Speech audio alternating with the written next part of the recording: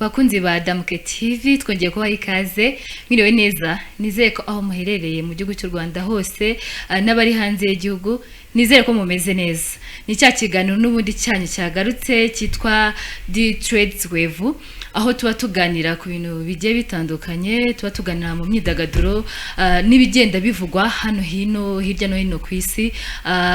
uyu munsi nago naje ngenye nk'ibisanzwe murabizi hari aba tubana mu kiganiro uyu munsi bagiye kuba babiri mwe mumenyereye umwe ariko uyu munsi tugiye kwakira n'undi mushyashya kuri micro za Damuke TV cyangwa se no muri iki kiganiro cya The Trades Wave turahera kusanzwe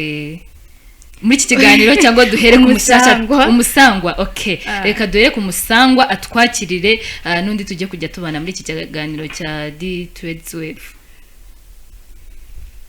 Murakoze cyane ndi umusangwa muramenyereye muraho neza nanjye ndabasuhuje mbakira mu kiganiro cyacu gusa nkuko yabibabwiye ntago turi twenyine turi kumwe na mugenzi wacu reka tumuhe umwanya abibwire. Umeze mutese tumeze neza umeze ndabona mushyushyemo nanjye meze neza oya turabibona amaso araduha rwose tubona umeze neza kakane ejo Betty yavuze nanjye nangiye kukabona mwagaki nago tukagarukaho umuntu utakibuka asubire mu gikari cyangwa se urumva mumbwire n'ukuri kakane Betty yavuze ngo Imana ikunda abagabo. Oh really nawe urabyemera cyangwa urabihakana? Of course Imana ikunda abagabo. Urugero rwiza kuko Imana ikunda abagabo. Look at this. Okay rero tutangiye kino kiganiro tugiye gutangira wibwira abantu bose badukurikiye kugira ngo bamenye umuntu turi kumwe muri aka kanya kuri microphone za Damuke TV. Okay murakoze mugiye kuzajya mubana nanjye banyita Berwa Jean d'Arc ariko ushatse wanyita Darcy. Tuzajya tubana muri iki kiganiro. Kigali nawe arahindura. Of course. Wazajya ukomeza we hari ukiri mu cyaro witwaga Sura si Jean d'Arc. Oya uri kubivuga neza. Jean d'Arc. Bari nko kuguhamagara ukumva nka ngo iki? Bari nko kuguhamagara ngo jya gutashya. Ubaguhamagara ngo iki ari nkanjye. Jean we. Okay Jean. Okay mwabumvise rero ndi kumwe n'abari beza cyane rwose ibingibi byo si ngombwa kubigarukaho namwe amaso arabaha mwebwe muri kubareba rwose muri kwibona kandi neza. Uyu munsi twabazaniye inkuru nyinshi tubafite n'udushya by'umwihariko dushya twinshi cyane rwose turimo turagendagenda hano mu mihanda ndabizi muri buze gukunda ikiganiro cyangwa se muri buze kunezerwa kubw'iki kiganiro. Anga reka dutangire ku inkuru nziza cyane y'umuramyi wacu dukunda cyane ku bantu bakunda indirimbo zo kuramya no guhimbaza Imana nanjye ndimo. Hari inkuru y'umuramyi wacu witwa Richard Ngendahayo. Richard Ngendahayo byagenze gute murati? Richard Ngendahayo afite igitaramo murabizi ko hari igitaramo yakoze umwaka ushize agiye kongera gukora ikindi gitaramo ni edition ya kabiri n'ubundi ni igitaramo cyiswe Niwe Healing Concert Edition 2 ni igitaramo kizaba mu kwezi kwa 11 ku itariki 28 z'uyu mwaka. Iki gitaramo kigiye kuba nyuma y'amezi make Richard Nick agarutse ku rubyiniro rwo mu Rwanda nyuma y'imyaka 17 yaramaze adutaramira imbere y'abakunzi be bo mu gihugu. Kwa 29 Ugushyingo muri 2025 yakoreye igitaramo muri BK Arena cyitabiriwe n'abiganjemo abakunda indirimbo zo kuramya no guhimbaza Imana benshi bagaragaza ko cyabereye ihumure n'umugisha kubakitabiriye. Mu butumwa aherutse gutangaza Richard yavuze ko yanyuze cyane mu buryo yakiriwe nyine mu gitaramo giheruka ashimangira ko nikigiye kuza nakabuza Imana izahaba rwose kizagenda neza. Ariko Richard yuzuza isezerano rye yabwiye abakunzi be ko Imana imufashije azajya ahora abikora buri mwaka. Urumva ko abakunzi be bashonje bahishiwe ikintu cyiza cyane buriya rimwe na rimwe hari igihe bitewe n'ibyishimo dufite cyangwa se umunezero dufite birangira dusezeranyije amasezerano tutazabasha tuyasohoza tugahiga ibyo tutazashobora guhiga abanyarwanda tugategereza tugaheba ariko Richard yabivuze mu kinyarwanda cyiza ati Imana ibimfashijemo so Imana yabimufashijemo kugira ngo nibitanakunda batazamublame yes Imana yabimufashijemo ubu rwose agiye kudutaramira ejo bundi ahanga ubwo nizeye ko abakunzi bo kuramya indirimbo ziramya zikanayimbaza ariko buriya ni muri mwebwe ninduzi kuririmba byaterwa rega buriya umuntu amenya ko azi kuririmba bitewe n'uwari kuririmbira aka kanya dushaka kuririmba ahangaha bitewe nyine n'ijwi runaka twese dufite twese tunaririmba nabi kuba twumva ariko kubera ko nubwo ari ribi barushamo mwahita nitwa ko nzi kuririmba uzi impamvu se hari akaririmbo kandi betaba muri korali oya ubwo nande akaririmbo nkunda karamfasha harya muri kakandi navugaga ngo ndatari wa kamwavugiraga mu gikari karirimbo umuntu kazi yanshishiriza karamfasha nese kutakatuzi ngo burase bayita ni intare batinya ntiki ngatari wowe sinabyuka oya usi musi baririmbire tuzabasha kugira ngo tubumvishe uburyohe ntabwo aratinya wabyivugiye ko muri korali ngaho se biprovinga gira ukuntu tugenda oya nanjye ni task maya abantu badukurikiye muri aka kanya hari comment sibyo ejo mu kiganiro rwose nimujya muri comment mukandika ngo mushaka ngo beta baririmbire cyangwa murata baririmbire cyangwa murati hoya Jean d'Arc baririmbire ariko man yendirimbira muri douche gusa oya sakundi buri kwitera amazi cyangwa nambaye kuteri ariko sensor ijwi so rero nago ngiye kubaririmbira nonaha reka mbatera amatsiko cyangwa se mbicisha amatsiko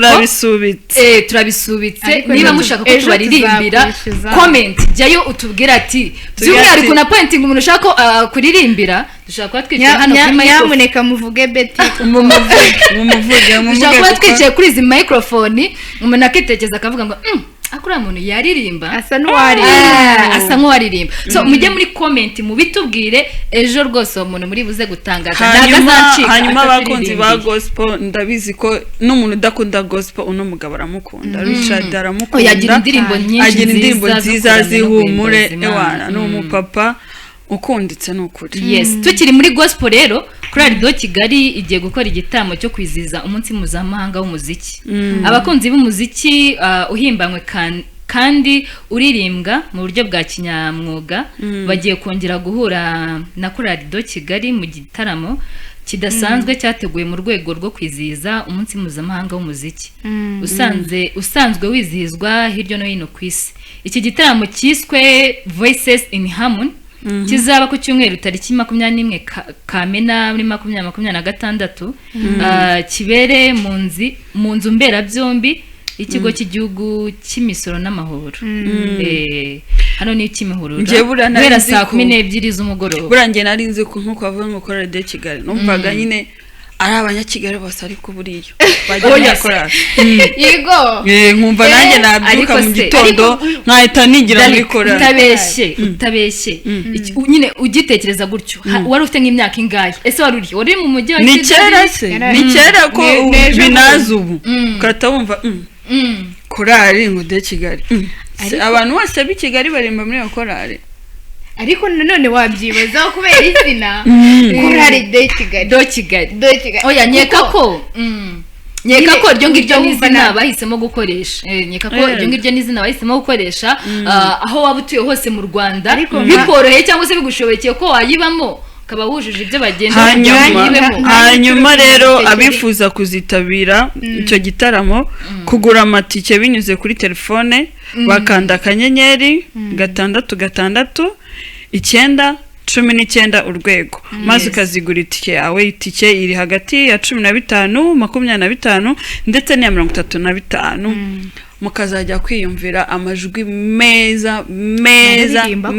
n'ukuri tumaze haraciye iminsi twarukaga igitaramo mu ndirimbo zo kuramya no guhimbaza Imana haraciyeho iminsi ubu ni inshuro ya kabiri ni inshuro yabo ya kabiri twarukaga igitaramo cya Ben na Chance urumva Richard Igendahayo nawe ari mu bazadutarama muri gospel urumva wongewe na Radio Kigali kuko icy'ubushize cyabereye muri Kigali Universe cyabereye muri Kigali rero abantu bakunda indirimbo zo kuramya no guhimbaza Imana twashyizwe igorora niko bakunda kubivuga okay twakomeje ni inkuru y'umuhanzi w'icyamamare hano mu Rwanda umuhanzi ubiseka oya nago ndabyishimiye wowe nshimishijwe cyane n'ukuntu ari icyamamare umuhanzi w'icyamamare mu ndirimbo z'uburere mboneragihugu Senderi Hit yataramiye mu nyingi mu Kinigi mu karere ka Musanze mu gace kegereye pariki y'Ibirunga mu gitaramo cyashimishije benshi mu baturage n'abakerarugendo bari bahahuriye cyangwa se bakitabiriye iki gitaramo kiri mu rugendo rw'ibitaramo ari gukora hirya no hino mu gihugu kigamije gufasha abanyarwanda kwizihiza no kuzirikana imyaka 32 ishize u Rwanda rwibohoye Senderi Hit avuga ko iki gikorwa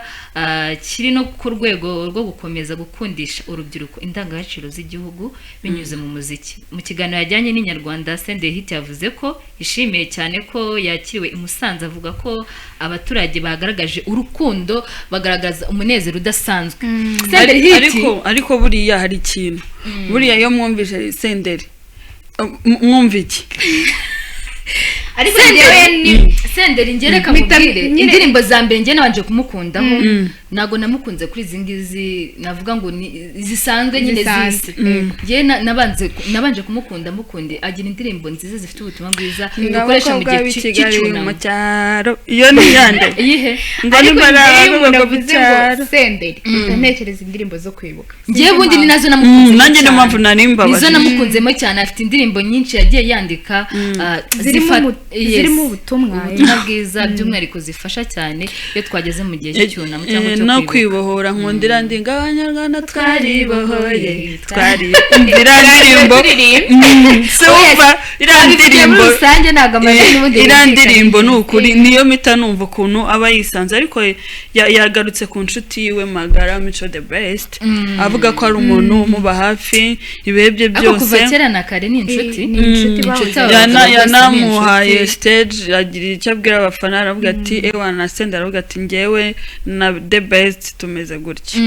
ni ikintu cyiza cyane ni ikintu cyiza cyane iyo umuntu avuze atinyutse cyangwa se yeruye akavuga umubano mufitanye cyangwa se ubushuti mufitanye akavuga mu itangazamakuru buba buhari kandi bukomeye iki gitaramo kandi ngo cyanitabiriwe n'abakerarugendo bari baje kwisurira ingagi birangira nabo bitabiriye igitaramo bizihiwe mu ndirimbo za Eric Senderi Senderi ariko Senderi afite ukuntu agira utuntu tw'utumanye mujya mubibona agira udushya urarihari ariko hari ukuntu agenda agasinzira niko nabyita yagaruka Senderi aracyari Senderi nyine nitwo twatumanyeri nakubwiraga Senderi ufite ukuntu agenda akamera nk'aho acecetse yego abantu tukagira ngo Senderi yanabivuye ngo bari gutegura nyine ibyo azabakubita akubita mu cyico urumva aragenda rwose akamara iminsi kandi hari abahanzi nk'abarigenti nk'aba Senderi bafite indirimbo igihe cyose yaryamira igihe abyukiye ngaho mva nk'indirimbo y'isi tuzamo kandi ibaza igihe dore kuyumva kinini cyane muri make ubundi iyo umuntu yakoze indirimbo yiwiriye ngo twaribohoye ngo icyomoro ngo n'inimba y'intore izo ndirimbo uko ari 3 abantu barazikunda yaba ari abana yaba ari abakuru yaba ari bazicurangiye uhita ubona ko abantu barazivibinga urumva ko no mulegende Senderi no mulegende aba yiturije agenda gake nk'abasaza amaze no gukura amaze gukuramo ariko yabahaye show kabisa yabahaye show urumva nyine abantu Senderi agira n'indirimbo navuga ziri nyine zituma umuntu anyeganyega abantu bakunda kunyeganyega ahubwo se n'indirimbo yitwa kunyeganyega ntayagira oya yana amasamba okay nawe arabanyeganyeza kabisa. sinzi nyine ariko ntabwo ari iyi iyo ngiyo ntabwo ari abaturage b'i Musanze barishimye kabisa senderi wabo barishimye nawuze ndeba amafoto n'amavideyo yahafatiwe rwose byari byiza basuye ingagi basuye ibirunga byari byiza n'ukuri byari byiza cyane tukiri mu bitaramo cyangwa se mu basitari bataramiye abakunzi babo Ariel Werezi nawe yamurikiye Jen's Comedy ibikorwa bye bitandukanye aho yabaririmbe indirimbo yakoranye na Bensoro wo muri Kenya umuhanzikazi Uwayezu Ariel uzwi nka Ariel Werezi yamurikiye abakunzi b'ibitaramo bya Jen's Comedy indirimbo nshya yakoranye n'umuhanzi w'icyamamare wo muri Kenya yitwa Benisoro ayitangaza ni imwe mu ndirimbo yizeye ko nyine izakundwa cyane n'abakunzi mu gihe azaba yishyize hasi ibi ngibi byabereye mu gitaramo cya Jen's Comedy cyabereye muri Camp Kigali mu ijoro ryo kuwa 11 Kamena 2026 Ariel Werezi yataramiye abakunzi biwe mu ndirimbo of course asanzwe aririmba cyangwa se asanganywe ngo Werezi on the way ariko nakupre mujya mukombera mu Rwanda z'abastari ushatse kuvuga iki mbega kurewe na Kizigenza ubundi se wagize ngo yagiye ariko hari igihe tugiye gitoshye ngo akavideo hari abantu bakunda ibintu biri low urumva urukundo rwabo rwagiye ruzamo saga mugane babivuga rwagiye ruzamo saga ruzamo ngo abasore ntibashobotse oh yes ibyo bintu surabyemeza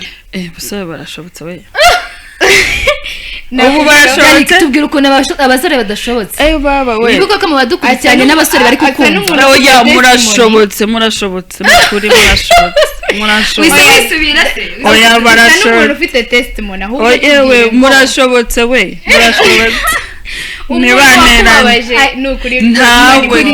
umuntu wababaje umukobwa mwiza ntawe n'ukuri ndamubujije ubu nari ndi kubivugira ko uvuze ngo ntabwo igishyushye ndavuga nibura ntabwo bashobotse ariko wanabivugaho gatoya ukatubwira ukuntu badashobotse ushobora no kubitubwiraho gatoya ko ntabizi ntari kubyumva naringize ngo ugiye kuvuga ngo abasore ntabwo bashobotse baduguriye cyane muri aka kanya nkibaza ko aribo bantu bagira amafaranga murashobotse bagira amafaranga bagura interineti murashobotse afite ikibazo cy'amafaranga kandi uko iyo kaje mu amafaranga avuga ishwashwa ariko reka ubazedashwa wanga amafaranga oya nta muntu yanga ariko betara kabya iyo uvuze hari ingero abagabo ahita azana n'amafaranga hari ingero zigomba kutabura umugabo igare ifaranga natubwira oya impamvu nari mvuze amafaranga afite bracelet impamvu nari mvuze afite mu bracelet impamvu nari mvuze amafaranga impamvu nari mvuze amafaranga urabona niba bashoramari ba mbere bakize tubizi ko oya mwumva hano ndi kuvuga nese nta bashoramari b'abagore bahari nago muratega amatwi ngo mwumve message yanjye mwumve message yanjye aha niri kuganisha abasore cyangwa baga muri kutureba cyangwa muri buze kudukurikirana nibo bashoramari ninde ubihakana se abashoramari mu buhe buryo ubu muri aka kanya turi gukora ikiganiro cya D-Trades Wave dukeneye abantu baza bagushoramo bakamamaza n'abadamu baza nta bagore dukeneye nabo baza ariko se ku isoko nabahe benshi uzi ko Betty aheruka inzira muke Betty ndamureba nkamwibwira uzi ko aheruka inzira muke oya kuba namwe musigaye muyafite ariko urumva rwose muri aka kanya umuntu ashobora kuba dukurikiranye kuri wowe abagabo barayoboye Betty umugabo nishwashwa ni gute navuga nakipfobya cyangwa se napfobya igitsina gore ariko turabizi kamemu n'abayafite benshi ubu usanga wenda nyine harabayeho sapoti yashatse umugabo wenda ufite uko yimeze barafatikanya bongera amafaranga nyaboneka ashora imari kuri Betty ngazi ko yabyaza umusaruro papa abasore muze n'aba business yanyu tubamamarize muri D-Trades Wave nyine tubagereze kugira ngo Betty abone ishwashwa nyabuna oya nashwashwa ni win nzaba ndi kwamamariza ibikorwa byabo ndi kubimenyekanisha nabo banza n'amafaranga kandi tuzaba tumusabaho tuzaba tumusaba oya nta kibazo mwigira abana beza ntacyo bitwaye tumusaba ntacyo bitwaye iki kiganiro cyangwa se amashusho nasaza n'amajwi nasaza nzongera oya njye mbaye niseguye urise mbaye niseguye Wise mbaye nireze mbaye nireze urigaruye se icyo giceri ntibakirwawe uzamenya asubije umutima impembera ni ukuri icyo giceri ndagikeneye naringize ngo kuko rwose nengeye kureba ukuntu nza gukatinga aka kantu ukuntu mwabivuze ndakuzi ubundi baje bakambwira ati rero Betty turashaka ko utwamamariza nk'ibikorwa remezo mu kiganiro cyawe cya Detroit's Wave ibintu nk'ibyo niho nari mbategeye oya tubabarira burakuvuganye ndikwivugira icyo giceri watubwiye kuri iyi nkuru minisitiri wacu afite message yageneye urubyiruko none niba ari umuntu nkunda uyu mu minisitiri kabisa ubundi hari ukuntu bavuga ngo urabona uri gupfundikira nk'ijerekani utari gupfundikiza umufuniko wayo ukuntu bikugora ukajya ukagarura ariko uzareye umufuniko ukubise ku jerekani yayo bigahura muri make izina ryiwe rihuriranye neza n'ukuntu umufata utuma twishima muri make atuma wishima uramukunda cyane ariko wamutubwiraho nta kibazo tukamenya minisitiri w'urubyiruko n'iterambere ry'ubuhanzi mu Rwanda Dr utuma twishima Abdallah none reka mbabwire ntabwo nanditse ko rino zina riri gutuma twishima nyine nabona nkavuga nubwo nyine atuma twishima narukuna amazina ahurira nubwo nawe nyine izina ntabwo ryagiye yanenze imyumvire y'abanyafurika bamwe bitwaza amateka cyangwa Imana iyo bafite ibyo bananiwe gukoraho ibi yabigarutse mu biganiro byo gutegura inama ya 8 ya Youth Connect Africa iteganyijwe kubera i Kigali kuva ku wa 25 kugeza ku wa 27 Ugushyingo 2026 Dr Abdallah utuma twishima yashimangiye ko iyi nama yakomotse ku gitekerezo cya Perezida Paul Kagame igamije gufasha abanyafurika kwishakamo ibisubizo aho twategetswe cyangwa se twegetse ibibazo ku bandi cyangwa ku mateka y'ubukoroni yagize ati igitekerezo cya Youth Connect cyakomotse ku bitekerezo bigari bya Perezida Paul Kagame wo wumva ko urubyiruko nyafurika ari rwo rwaba imbere mu iterambere ryose twifuza icyo u Rwanda ruhishiye urwo rubyiruko kuri iyi nshuro ya 8 ni ukurufasha kongera kwitekerezaho tukareka kumva ko hari undi muntu udufitiye ideni ariko nibyo sometimes urubyiruko ruba rushaka kumva ngo urumva ngo ibisi byacu urumva ngo ibintu byabariya ntabwo bitubereye hari akantu koko abanyafurika twishyizemo ngo abakoroni badutwaye ngo byari ibyacu ngo byari ibyacu kuki se mudakura amaboko mu mifuka ngo mukore namwe mubigaruze Dr Abdallah utuma twishima yakomeje avuga ngo iyo ibintu byatunaniye haba urubyiruko abacuruzi abayobozi n'abandi banyafurika aho kureba uruhare rwacu nibyo tugomba gutekereza ahubwo dutekereza abakoroni bimwe twavugaga ruguru tukumva ko ahari undi muntu waduhemukiye rimwe na rimwe hari n'abantu bagenda bakavuga ko n'Imana ibifitemo uruhare kandi we ukavuga iyo urase sometimes wituvuga akomana ntabwo wabishakaga bira binango byari kandi nta effort washyizemo uvuga uti iki kintu najyarani muri make nyine urubyiruko dukura amaboko mu mufuka dukore twigize ibinebwe kumva ko hari ikintu utakora hari abantu hari umuntu rwose umuntu uhura nawe akakubwira ati sha nshuti yanjye nabuze akazi ndashomereye ese mushakira akahe kazi ati akakubwira ABCD akangaka ngo reka ngo kazi wagakora ngo ibyo se nabijyamo urubyiruko twacyafite imyumvire yo kumva ko hari ibikorwa remezo cyangwa se hari ibintu runaka tugomba gukora n'ibyo tutagomba gukora kandi mu by'ukuri byose bitanga iki amafaranga rimwe na rimwe ugasanga naka kazi uri gusuzugura niko gatanga amafaranga kuruta akuri gushaka so ikintu twabwira urubyiruko ruteza amatwi cyangwa se dukurikiye muri aka kanya na mpamvu yo gusuzugura akazi kose na akazi kandi kakugeza kure cyane guha agaciro akazi urimo cyangwa se hari umuntu utangiye ugikunda kumbwira ngo ngo ako shaburi yagewe ngo kugira ngo nyine n'akazi nakina n'umushahara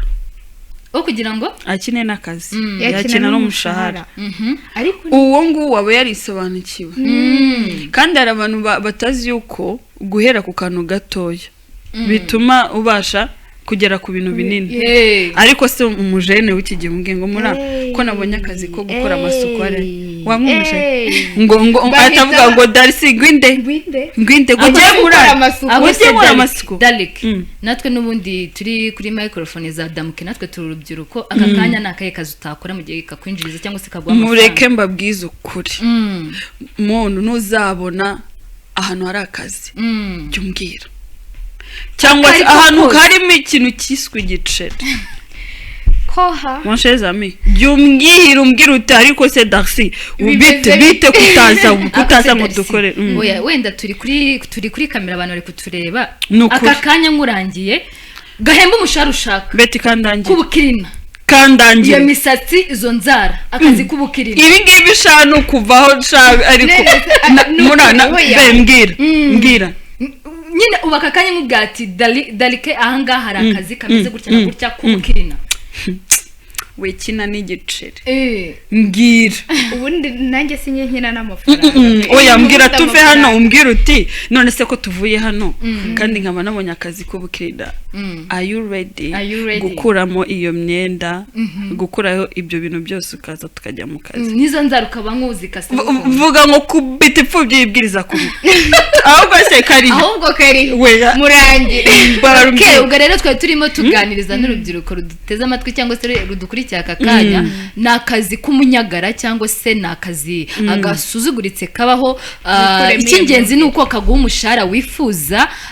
ikindi katabu wifuza erega ubusa bacumwe n'Abanyarwanda ngo ubusa buruta umushahara wifuza aka kanya ndi kuvuga umushahara wifuza aka kanya ushobora guhura n'umuntu ukamubwira akakubwira ati wamaye 1,000 cyo kugura amata nyeka ko baguhaye 50 cyangwa se nandi yisumbuyeho icyo gihe umushahara ubu wifuza mu gihe uri kwaka 1,000 cy'amata nta mushahara runaka n'umutaba wifuza muri ako kanya yes so nufobye umushahara wari wose baguha icyambere ukura amaboko mu mufuka ukore cyane ngo ubusaburuta ubusabusa ntari narumva umugani ngo ubusaburuta ubusabusa nibwo wawumva oya nyine mbere rumva rukuntu bakubwiraga imigani kumva ubusaburuta ubusabusa ko byose rumva ari ubusa subundi ukavuga ati ubuse ko rumva ari kuza ibintu by'ubusabusa ariko umuntu arambwira ati ubwo umuntu ufite 0 ntabwo se ubundi 0 irabara ngo none nibitabara bayishyize mu mibare kubera iki iri gukora iki n'umutako ngo none se umuntu ufite 0 n'umuntu udafite 0 mutaniye nkajya numva ni byose ni ubusabusa byose ukumva ni ubusabusa byose nko bitanye ariko ubu ngubu uko ugenda ukura umugani ngo nikubona nibwo ugenda usobanukirwa ubu noneho namenye ko ubusaburuta ubusabusa nk'ibyo Beti yavugaga ubu ngubu ushaka kwaka 1,000 cy'amata maze we wavuze n'iby'ijana 50 abaka 1,000 cy'amata kubwa ati ngo nuko pakupe hari muri jaride cyangwa se utari muri jaride tuguye 5 urebe kutahita wiruka wari uri gusaba 1,000 murati ngo umva tujye dukavuga ati ubwo noneho niba noneho ari ikintu mutazi iyo ufite nk'amafaranga wabonye ukuntu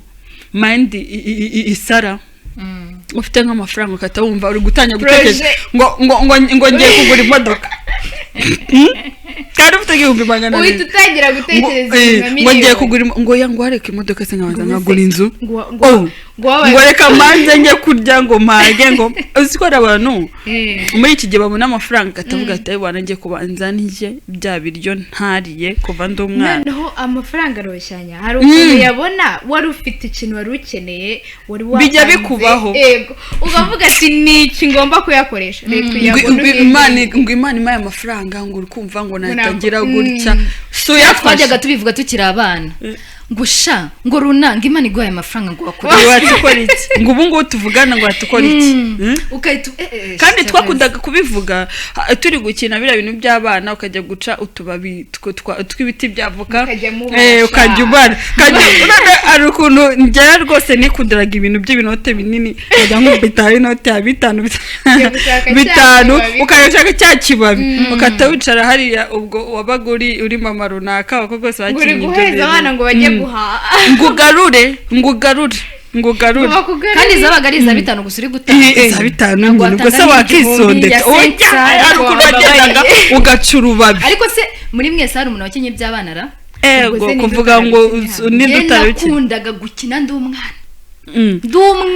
hari ukuntu wewe usanga unakunda gukina indi mama kuba mama cyangwa n'abaye umugeni yakuriraga muri quartier irimo abantu bakuru kukurusha noneho ukagisanga bakugize indobo bakugize igare noneho hari ukuntu nyine wabonaga ari abantu bakuru umugani uyu nguyu akatakubwira ati ubwo uraba umukozi wacu cyangwa uba umwana noneho ugatekereza ukavuga noneho hari ukuntu hari abana bo mu bakire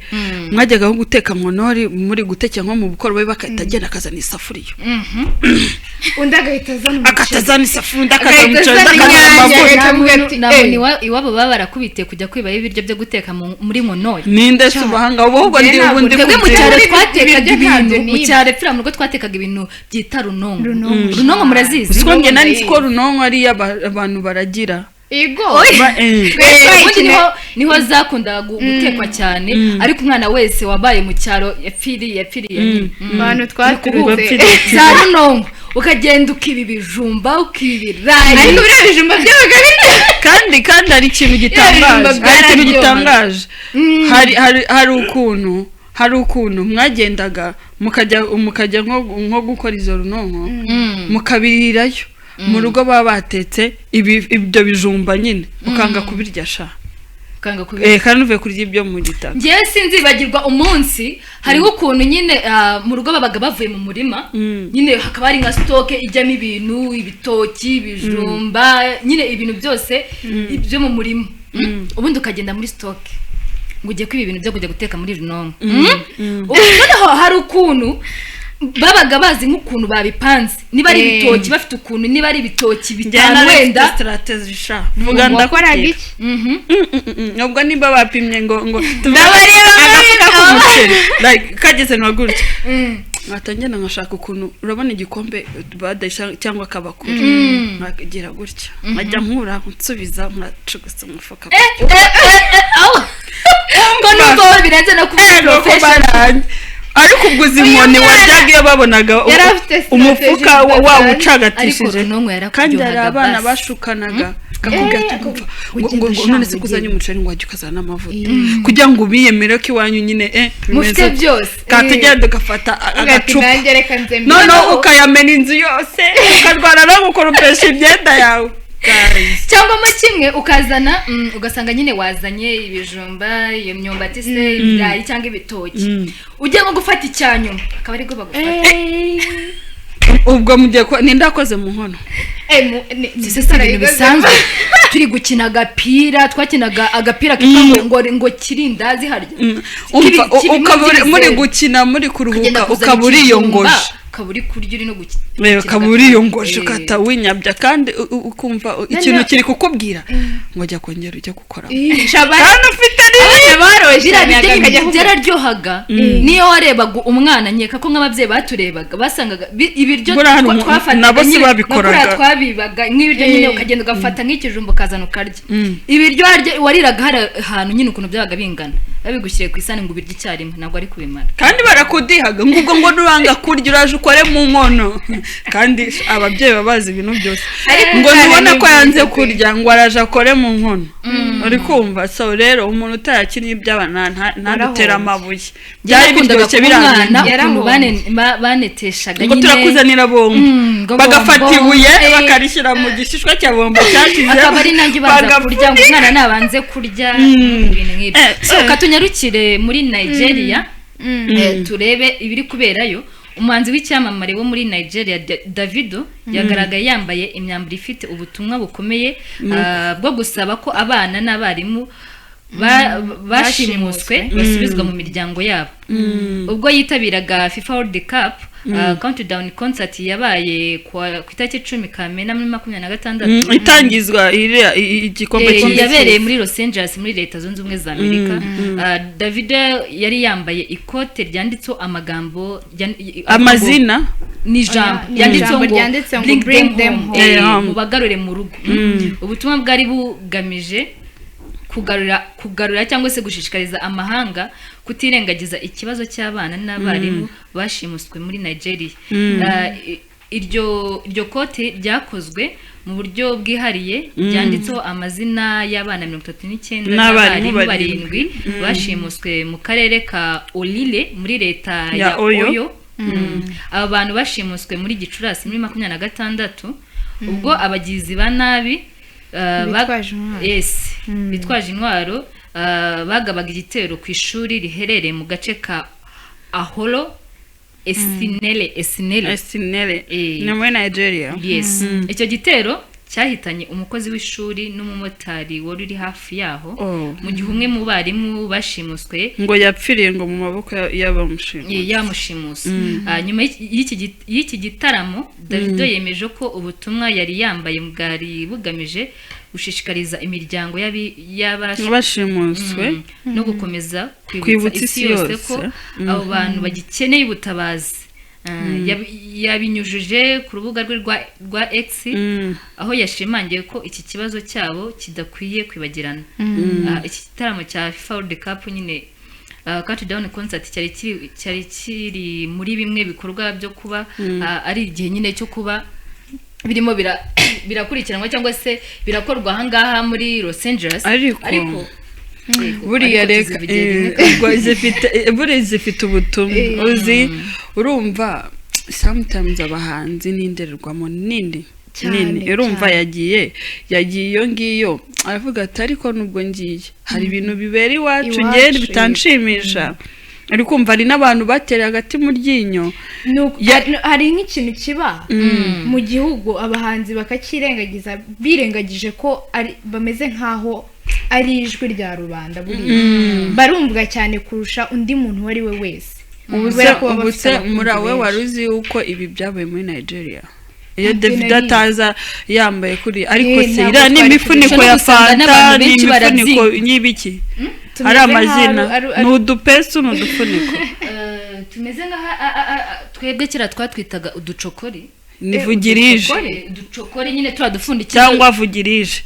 vugirije uducokori tumeze nka ari utupfundikizo dusa nka ari utwa fanta ukuntu ni style navuga yarira kote yavuze ati rwose nubwo ngiye gushimisha abandi ariko mu rugo ntago meze neza kandi ntago nabyererana. Buriya umuhanzi n'umuntu usanzwe ashaka kubyuka akavuga ikintu kikata kibagirana ariko buriya umuhanzi nitumuhereza attention ariko nka buriya Davido abantu base bakangarana koko nibyo nyine ubuse ubu biragenda bite buriya ni nko guhwitura abayobozi muri rusange. Igikorwa cyiza cyane navuga ko nk'abastari uru n'urugero rwiza yahaye abastari cyangwa se abantu bakurikiranwa n'abantu benshi kwifata urumva yarafite iki gitaramo cyangwa se yarafite kwitabira iki gitaramo niyo ashaka ari kubireka akavuga ati ubundi ndazana ibintu by'abashimutwa agiye kuririmba nyine agiye guperforminga akigendera ariko kugira iki gitekerezo cyo kuvuga ngo ngiye kwambara jacket yanditseho ngo bring them back cyangwa se home ni ikintu cyiza cyane navuga cyabera isomo cyangwa se cyabera ishusho nziza n'abastari bose. Umuntu nakoresha izina ngo kuko ngo batanci muti wanjye ngo nibindeba ngo uko namuna muri famille igikorwa cyiza gitanga message ivuga ngo umuntu nyine nagakoresha izina rye cyangwa se ubustari bwe cyangwa se kuba kunzwe nakabikoreshe mu nyungu ziwe ahubwo ajya areba n'inyungu nyamwinshi. Urumva yakoze igikorwa cyiza rwose aho navuga ko ibi bintu bishimishije. Davido ari mu bantu bakunzwe cyane, ari mu bahanzi bakunzwe cyane muri Nigeria no muri Afrika no ku isi yose no mu Rwanda turamukunda. Ubukara karirimbo ko mu myumbati we warakabonye kara karirimbo ubundi baba we ira niyo ndirimbo nta nindi azongera gukora. Davido ni umusitari kandi ikindi ukunzwe rwose aranaciringa uri hamba rwose. Yakoze igikorwa cyiza aho navuga iyi message cyangwa se ubutumwa yatanze ira jacket yari yanditseho ngo bring them home iraza gushikana kure cyane iraza kugenda ahubwo already yahashyize iharanira uburenganzira bwa muntu buriya baraza kubikurikirana buriya ari kuvuga nyine nibyo navugaga mbere ngo ni uguhwitura buriya ushobora no gusanga nubwo ibi byabaye bishobora kuba byari byarasinzire bitakivugwa cyangwa se ari n'abavuze ati reka tubyihore ngo n'ubundi barabajyanye ubwo nuko none se twakora iki ariko ubu kuko Davido yabivuze ubu hari ikintu kigiye gukorwa aka kantu nanone ariko ibi ngibi Davido yabikoze nk'umuntu nyine ufite umutima w'urukundo, umutima w'impuhwe, umutima wo gufasha, ariko nubwo yabikoze mu buryo we atazi, ibi bintu biraza kumwongera igikunde mu buryo atarazi, biraza kumwongera igikundiro, aho nyine uri busanga abantu bavuga ati wa uriya muntu n'umuntu mwiza, ahangayikira abandi, afasha abandi. Iki kintu kiri buze rwose nerega nawe ni umubyeyi, nyuma y'ibyo byose ni umubyeyi, nose we asanze bamushimutiye umwana yabigira ati. Tukiri muri ibyo rero muratubwire iby'igikombe cy'isi cya South Africa na Mexique, ngo nitwaga ngo iki papi ngo nose babaye ba Miguel. Ejo nanjye nari mfite izina rya Mexique, ngo iki we oya reka mbi abantu bose babaye ngo ba Miguel ba Papito ngo muze kuri kunyura inbox mu mbazi ko nitwa ariko sawe n'ibintu bya inbox gute. Ejo igikombe cy'isi cyaratangiye, hataramye abahanzi nka Shakira, Burna Boy, Tyler, ariko Tyler bari no kumunenga cyane abantu kuko ari amashusho ari gukomeza agaragara yashyize hanze, ari muri stade, yerekana stade avuga ati ndi mu gikombe cy'isi, ibintu nk'ibyo abantu bakavuga ariko sira ndirimbo yo ya South Africa bura na Tyler oya kuririmba indirimbo ya yubahiriza ngo shango yabateye umwaka ngo nakuru umuntu yambaye kuri yango inkingo ariko ibi bintu biri kuba kubera irasaga yabaye, yavuze ko Rihanna yanze kumusuhuza, nako yamusuje ubona atamwitayo, yibereye ari busy, urumva abantu bahita batangira kubigira. Ubu hari beef hagati y'abafana ba Rihanna n'abatayira, noneho bikubitanira nuko ibirasaga iri kubera muri South Africa ya xenophobia, abantu bakavuga bati se kuri umusitari uri mu gikombe cy'isi kuki nta n'ikintu uri kubivuga kuki wiceceke wameze nkaho ntacyo bikubwiye, ariko se buriya nukuri mureke mbabwire, ariko ni gute igihugu cyose kikora kikiyomora iriya nkuru uzi yuko ibaze ko niba njye ndumva navuga nkaho ari ngiye gushyiramo kuvuga n'ubujiji, ako ni n'ubujiji kuba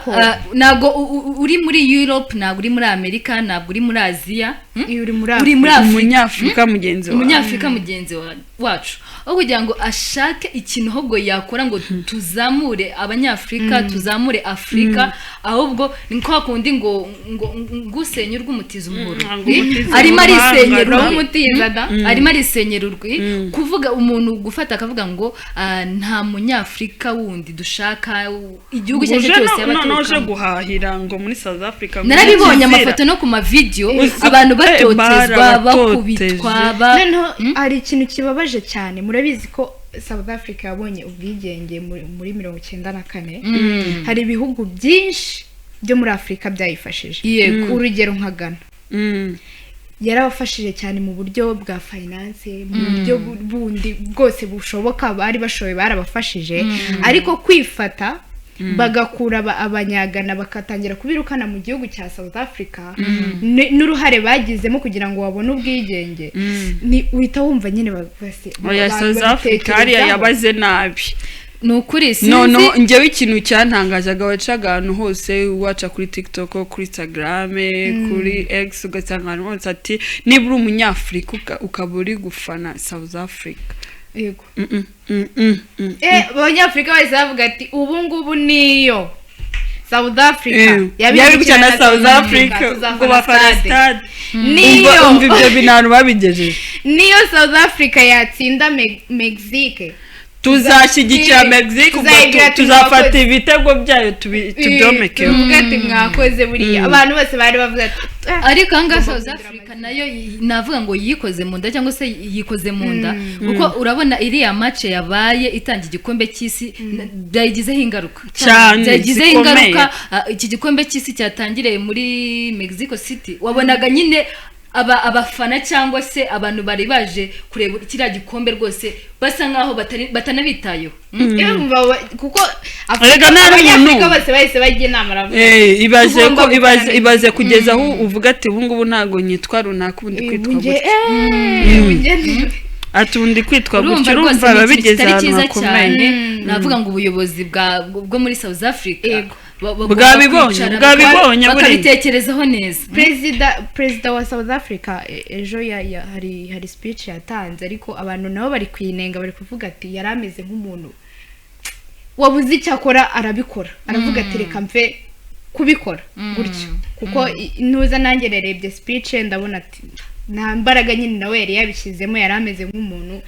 utabyitayeho kandi murabizi neza ko igihugu cya Ghana cyo cyahise gifata umwanzuro wo gukura abanyagana bose bari mu gihugu cya South Africa kugeza ubu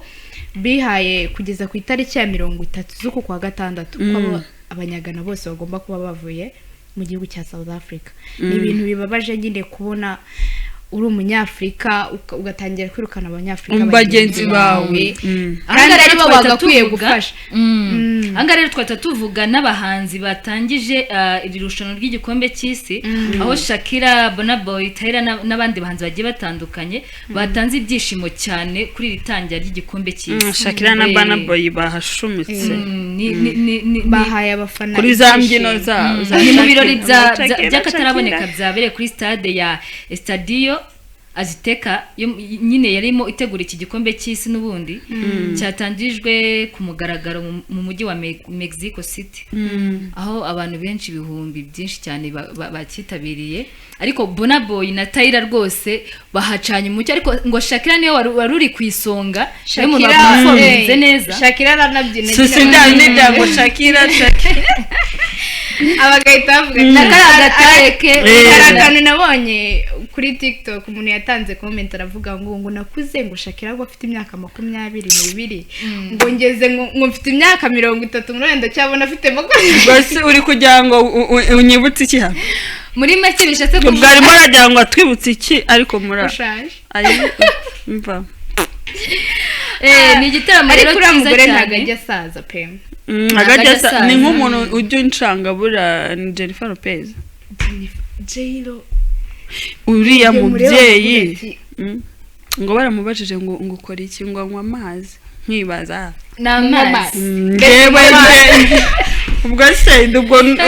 tumushakira amazi kwihata amazi kugira ngo udasaza ugasanga ni kuri kuzana iminkanya nari ndi kureba ngenda ndiravuze ejo bundi yitwa Office Romance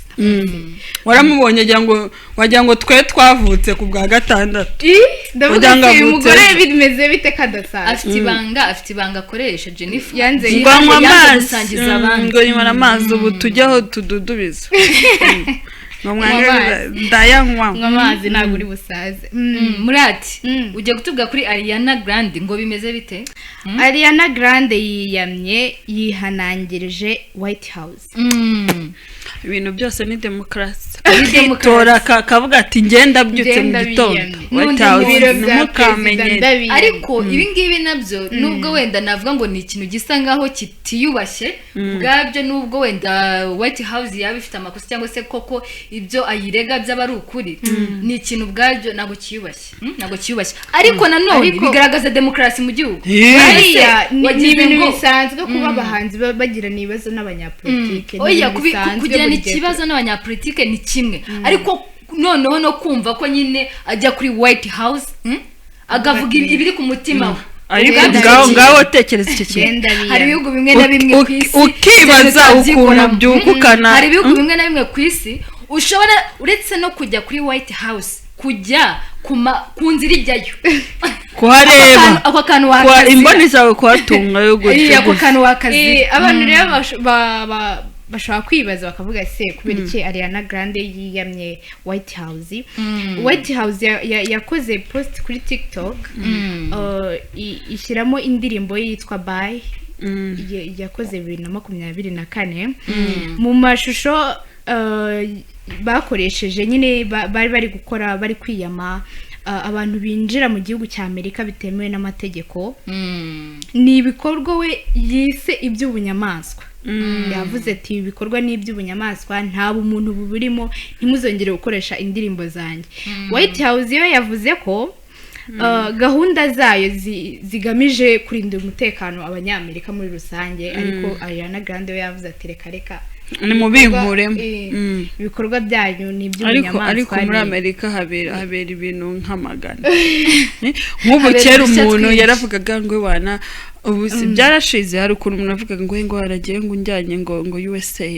ngo naba nkubiye. Uracyashaka kujyayo? Oya ibyo se kadukomeze. Muratera kiri kutubwira murati ngo bimeze bite na Ariana? Byarangiye indirimbo ye bayikuyemo, post ntago bayikuyeho, bakuyemo indirimbo ye gusa nyine post. Urumva nyine yavuze ati mureke kunshyira muri ibyo bintu byanyu mubinkuremo. Ariko nyine ni bikomeje nyine kugaragaza ko abanyapolitiki ubundi n'abahanzi muri kiriya gihugu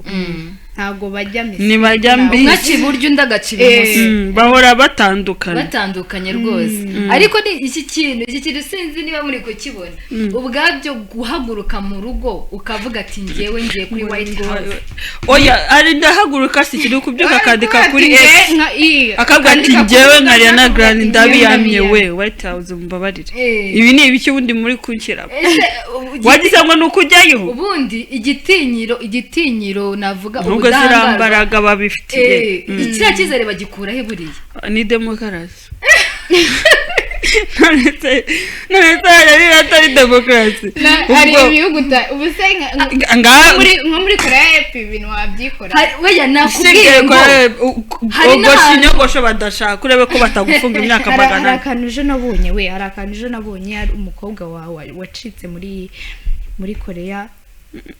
Noneho ari kuvuga nyine ubuhamya bwe, ari kuvuga ukuntu bimeze. Yaravuze ati buri nzu yose igomba kuba ifite ifoto ya perezida wabo.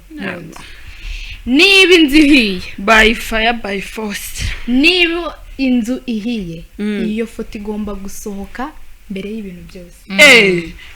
Ari n'ifoto atari n'umuntu wowe ushaka uhiremo ariko iyo foto igomba gusohoka mbere y'uko usohora umwana wawe, mbere y'uko usohora amafaranga yawe ufitemo ugomba gusohora iyo foto. Ubwo ngiye ko bahita banyicanye hakandagira. Kandi iyo ubikoze iyo bagufashe bica 3 generation abagukomoka bo bose. Ubwo ngiye noneho nuko ubwo banyica umunsi umwe nyihagera. Sibwo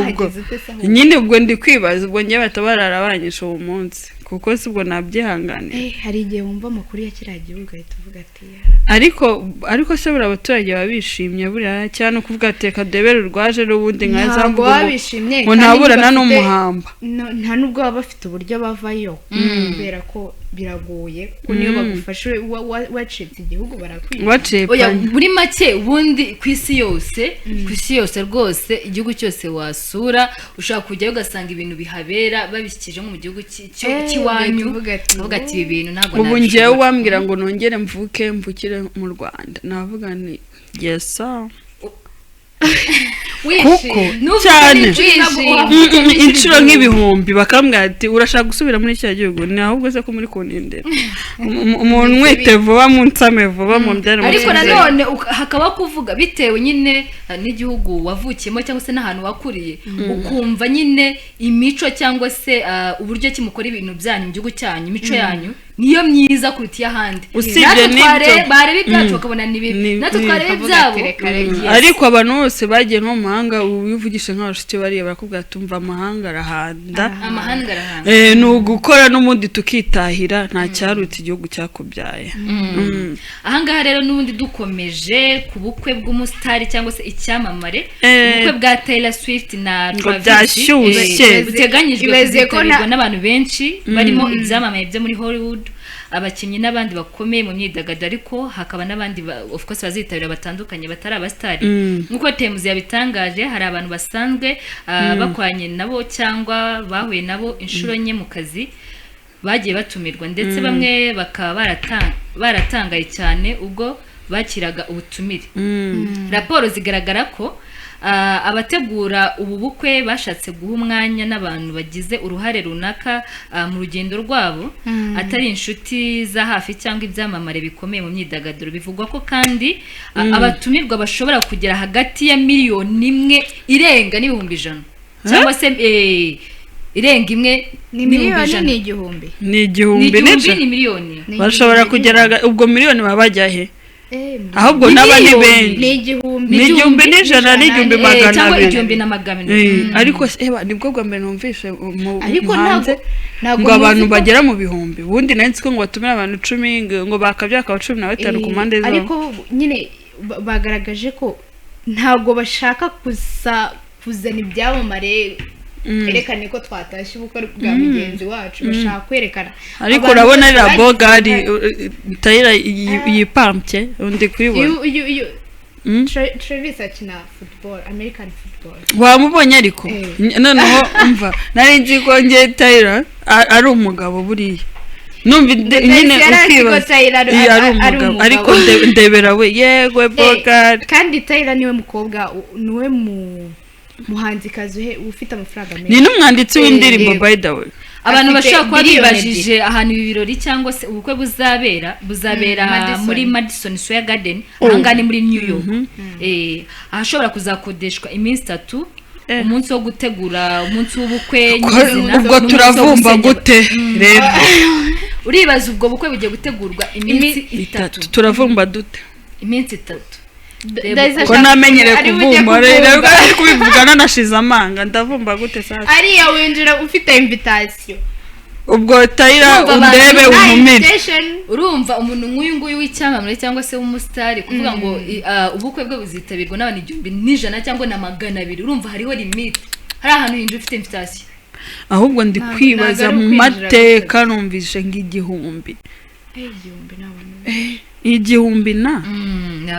ariko kandi nyine biratangaje ko abastari nyine baba bimenyerewe ko batumira abantu 20 cyangwa se ubukwe bukanaba mwibanga mukazabona ego we bashira hanze n'abana ahubwo kibaza igihe babyare n'igihe babaye hari abantu benshi nyine b'abastari cyangwa se b'abahanzi cyangwa se muri kariyeri zose muri domaine zose usanga nyine bakunda ubuzima buri privé ariko ni nabyo byiza ugasanga n'ubukwe ubumenye ku munsi wa nyuma umva account wait kubona ukabona amafoto bwarabaye ngo Selena Gomez si byadukoze mwabona hari abantu rero bakunda ubuzima buri ntabwo biko Selena Gomez ko ntavumbye mumba mbabaye ko ntavumbye ariko se cyane ko akomeza kuvuga akantu ko kuvumba ndi kubwawe nkumero keshe ninjye bwo kuvumba muri Amerika sinzi ko uzajya uvumbira kuri internet se kuvumbira kuri internet ariko abona akoresha ya transport ya hahantu njya numva imwe yibita gataro niko ukoresha se ubu se ko wakabona ibintu ntibyahenze uko wakabona ibintu byahenze subira gakondo nyuma yo kuzamuka kwa petrol ubu urabona bitarahenze bwakabona karaka n'agataro kahise gahenze ibintu byose bijyanye na transport byarahenze rero sinzi ukuntu azabigenza ariko ubwo ndahiye byange bigunde gazavuba ubwo ndahiye ni ukuri ahubwo ubwo nyine ubwo tubabwiye se ngo bazagira urugo ruhira n'ubundi ubwo bazarugira ntabwo byababuza kuvuga ngo wambwira ngo nzagira urugo ruhire wareka kubimbwira nta kizakura ngo nawe uzamuza kurongo waho ndikubwira ni shamura waza mu bukwe bwanjye utaza ngo nta kizamuza kurongoga umva ngo ndarongowe wowe ariko bizaribye ubu se hari indi nkuru twibagiwe ra muri ziri gucaracara inkuru ya Sean Combs bwana we mana yanjye yongeye kugarukwaho muratubwira ngo bimeze bite sinzi ko bizanakunda ko tumwibagirwa vuba hari ikirego gishya cyarezwe Sean Combs uzwi nka Diddy cyangwa Puff Daddy kivuga ko mu mwaka wa 2007 yaba yarahohoteye umwana w'umuhungu wakinaga filime wari umukinnyi wa filime icyo gihe ariko n'abahungu koko uwo muntu ntabwo yatangajwe izina ku mpamvu z'umutekano bamwise John Doe kubera umutekano we mu nyandiko z'urukiko avuga ko igihe yari akiri umwana yatumiwe mu cyumba cyihariye nyuma y'ibirori byari bigamije guhuza abantu bo mu mwuga wa sinema maze arahohoterwa na Sean Combs uyu Diddy nyine Diddy rero abinyujije ku muvugizi we yabyihakanye aravuga ati reka abo bantu ntabashaka amafaranga binyuze mu rukiko tunabibutsa ko Diddy buriya yakatiwe amezi 50 ubwo ni imyaka 4 Diddy tumugarutseho tutaravuga igihe yakatiwe Diddy yarezwe ibirego nkasa ibirego byo gufata abantu ku ngufu kubakoresha buri bukaba bamusangana turatu Johnson Oil hari nk'amaratubuze nkabwanitse none ndadukura hehe Diddy bamuneze ibirego byinshi cyane gusambanya abantu kubasindisha kubashimuta akabatwara mu bikorwa ashaka nta burenganzira cyakora umuntu ni mugari akanabica bameze ibirego byinshi handi ugisoma dosiye ye utuvuga ati nguyu no ndahera hemo ahubwo muburanira nk'abantu bafata kesi yo kuburanira baramuburaniye ariko birakunda ariko ibintu byinshi byagiye bihamye icyaha kimwe muri mukobwa wamureze avuga ko uriya mukobwa yaransekeje ratangaje ibaza umukobwa ngo bamuranye niba ari imyaka 10 n'ingahe ngo ngamusambanya ngo by'agahato ubwo yari yararyohewe none ashaka gusambanya imyaka 10 n'ingahe yose wowe utabishaka yari afite like izina bikomeye hahandi niyo wari kumurega kiriya gihe byari nko kuba kwandika ku mazi ni wowe wari gufungwa sibyo niyo mpamvu buriya abantu nabo urabona ko nkwiye byabaye 2007 aje kurega 2025 ni kwa kundi nyine uvuga ati reka ko nitekereje ko ubundi abandi bareze ngewe se wagize ngo se kiba gitumye umuntu ajya kurega imyaka ingana gutya n'iki bayishakira amafaranga mozamarira nanone ntiwamenya wambwira uriya mukobwa wagiye kurega bwa mbere biba ntabwo ari under age niko navuga yari afite 20 ndakeka icyo gihe burasa se yari under age ariko imyaka 20 umuntu abaza kwifatira icyemezo ni under age gusa ubu beti na muntu gufata ku ngufu ukuntu yabivuze yavuze ko ngo Diddy ngo yajyaga amuhamagara ngo bakajyana nko muri concert zafite ngo hanze y'igihugu ibaza umuntu kugushimuta nyine mukajya ku rwego rwo kugufatira visa yo kujya mu kindi gihugu runaka none ariko ikintu yarabacuruzaga ariko bariya yakoreshaga abamureza benshi barabahanzi barabakinyi ba filime yarabakoreshaga ahubwo se nk'umwana yavuze ko yari yarabaye ngo baceceke nk'uyu mwana yavuze ko yari yaramwemereye ko fame niko nanjye nabyita yari yaramwemereye ko azamukora nyine azamugira umusitari hari abantu bikundira kuba umusitari ukababwira ati n'ubundi yarebaga nk'umwana ukiza muri muzika ubishonje unyotewe nko kwibona ari nka Beyonce hariya cyari nka Rihanna kandi urabona Diddy n'izina rikomeye hariya mu gihugu cy'Amerika agahita amubwira ati wowe nyine akazana ibyo ngibyo byiwe ashaka kumukoresha yitwaje yuko ashaka kumugira umusitari umwana nawe akavuga ati se hari nabo wenda yatekerezaga se ubu ninjya kurega rya zina rifite za promesse yamaye ahubwo ngo azangira gutya agashiriramo akabona nyine ari guhomba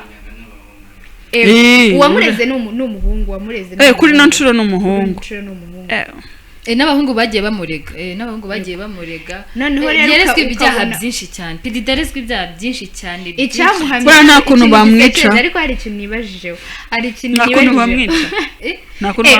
nibyo navugaga ugendeye kuri dosiye yashinzwaga cyangwa yarerwaga nyine wumvaga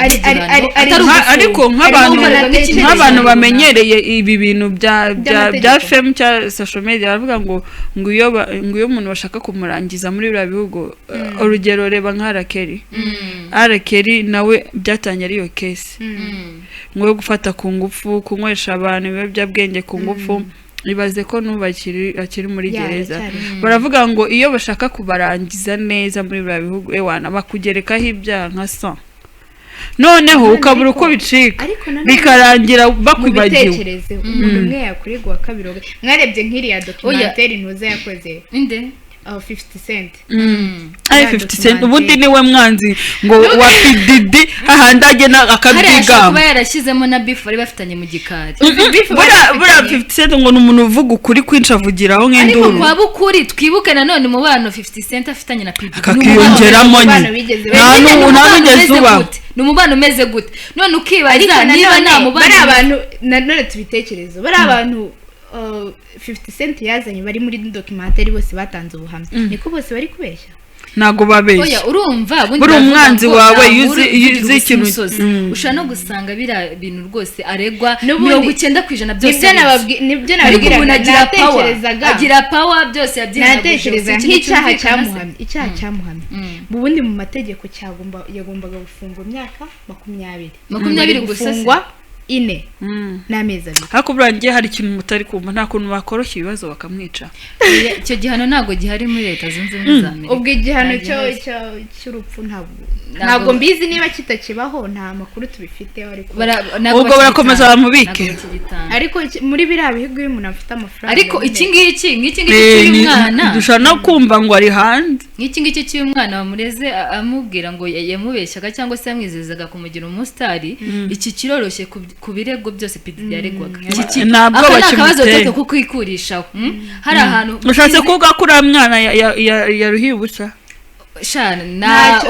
ntacyo tugiye kubitangazaho katubirekere inzego zibishinzwe bazatubwira ukuri kuri nyine bamwihera ishwashwa yigenda ariko mu bihari urebye dosiye PDD yagiye ashinzwe uko zanganaga n'uburemere zabaga zifite aka ni akabazo toto aka ni akabazo toto ari no kuryamira agasinzira ngo yabaye umwere aka ni akabazo toto katwihute noneho tunyarukire muri filime zasohotse cyangwa se ziri hafi gusohoka vuba ngaha abantu ba filime nyinshi nabonye no muri commentaire mu gikari rwose abantu baragiye batubwira ukuntu bakunda aka gace tuba turi kubabwira cyangwa tuba turi kubagezaho izi filime zitandukanye hari umuntu aba avuga ati hari agafilime reka turebe barekereje ariko shahu hari mutarajya bya filime hari filime y'abanyarwanda Backstage hari umuntu wayirebyeho iyo ngiyo ndaza kukubwira ibyayo mu gikari katubanze turebe kuri izi ariko mana turi ku rundi rwego ibyo ngibyo byo ibendera dukomeje kurizamura bari abana kabisa nibo bantu nshobora kureba nkavuga ati nanjye buracyanjya kwakitinga yes anga dufite filime zigiye zitandukanye hari nk'ingi izasohoka ku itariki 10 z'ukwa karindwi yitwa Moana noneho murata ataravuga buriya sinzi ntagire umuntu unjajinga buriya ngende umuntu wicara nkareba katuni don't judge njyewe ndicara nkareba katuni nawe mbaza murati nibyo se nindi katuni ngo yanga ahubwo ni abantu ariko njye buriya numvaga ari nka katuni kuko buriya ndi umuntu wicara nkareba katuni nkavuga ni cyane kuko ushobora ubwo ndi muri turudaje se oya urumva kamwe urazikunda njye katuni ndicara ugasanga na addicted ku byo wanambwira ngo akubwira twakudafasha kabagarana katuni zigira ako ubwo zigira amoko runaka fa kuba ari katuni fa ko ari yindi bifite urutwe runini n'utuguru duto ubwo nayo ndicara nkareba rero duhe Betty uzihangane basi rero Moana ariko uzi iyo Moana n'udakunda katuni ayikunda ariko uzagerageze basi kwa kundi uba uri bored kuntu uvuga atari kundi wareba ka Moana bavugiye ukuntu byagenze nyine najyaga ndeba nko ku gasozi kwacu nkabona abantu bari kureba amafilime y'amakatuni nkawe bari abana nyine none nabo mu bakire nabo mu gikoma cya nabo mu ngati ariko nabibwiye Monatejo nyine nari nicanye n'umwana wanjye mbere anti mbona nyine akunda katuni urabona ukuntu aba yishimye umpaye ibiryo utamushyemo katuni kurane ko mba meze nanjye ubwo mba kuriyo rero nacishijemo ndavuga ngo ubundi ibi bintu numva abantu bavuga ngo barabikunda n'ibiki cishamo amaso ahari wenda uwo munsi nari nashyizemo katuni nziza kuko urumva nyine ujya kuri Netflix bigaragara ndavuga ariko hari ibintu ushobora kuba ari byiza nyine hari ibiza ukabona ko zabiri fani birashimishije sha none hari ibyo mbona nko kuri TikTok bya bindi ngo nka karoti ngo karorito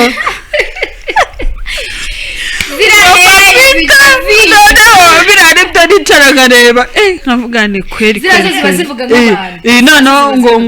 ngo ni ba karorito ngo ba polito yo nkavuga strawberry nkavuga ni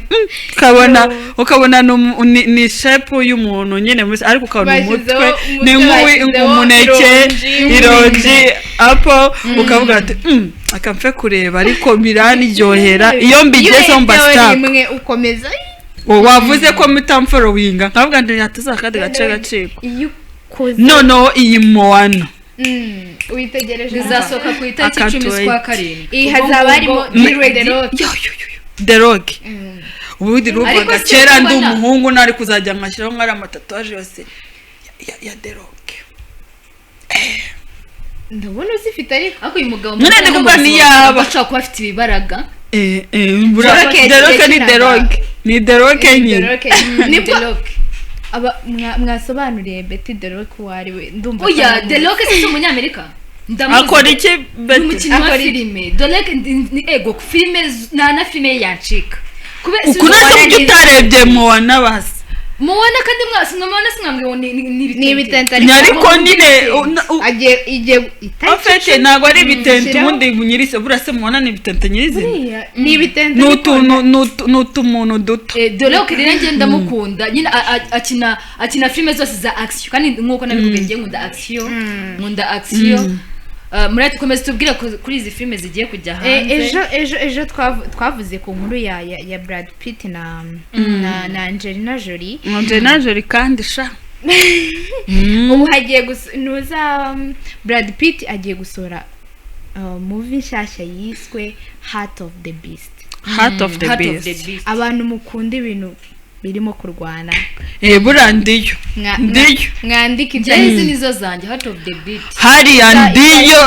hariya ndiyo handi umuntu baba no guturuka hejuru ikigaragara cyo Daisy nta kintu asubiza inyuma ntacyo ubundi filime nanga nizi za action z'urukundo ngo ndice ngo ndareba igihinde